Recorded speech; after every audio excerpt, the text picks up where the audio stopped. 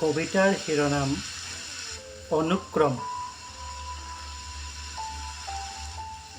এটুপি দুটুপি কৰি বৰষাৰ পানী পৰি ভৰি পৰে গভীৰ সাগৰ।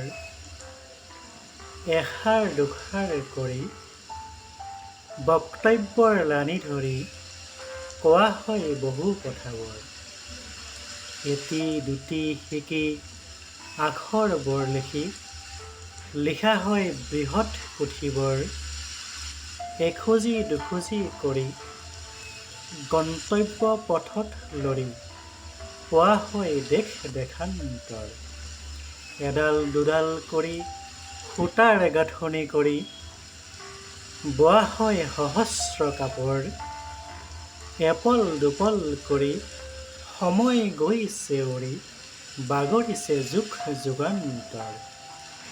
এগছি দুগছি কৰি কঠীয়া ৰোপণ কৰি আৱৰে বহল পথাৰ।